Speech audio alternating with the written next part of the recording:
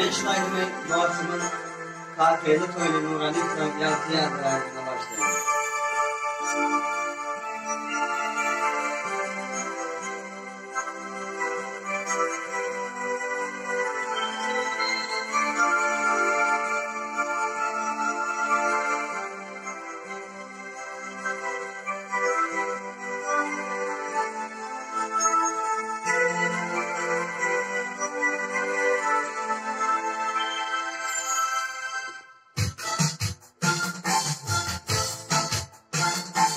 Yağlayan yaşlıktan kızın dostlarım, yavşayaman değmem yamana yavşayım.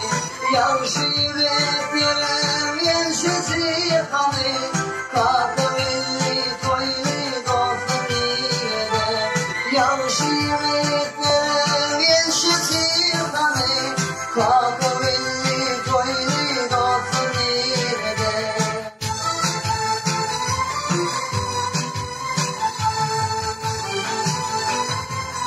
Konfadan şu vakit alım yanında, bulmadılar gamril kanunundan.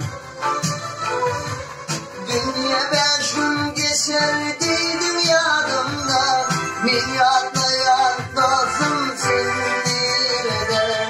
Dünya 5 gün geçerdiydim yadımda, milyatlayan yoksun dostum sinirde.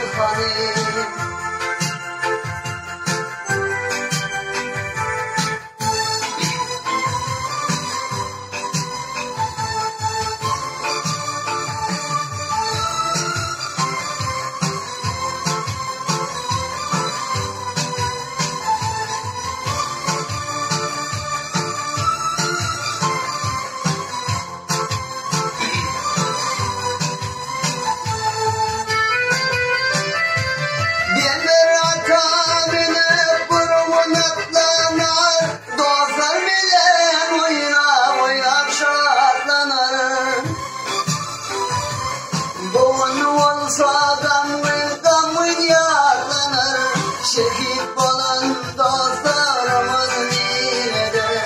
Boğun olsa gamın yağlanır. Şehit olan dostlarımın nerede? Dünya 5 gün geçerdi dünyadımdan, milyatlayan sen yok dostum sen kanı. Dünya 5 gün geçerdi dünyadımdan, milyatlayan dostum sen nerede? Şehit olan dostlarımın nerede? Kakıvilli toylu dostlar nerede?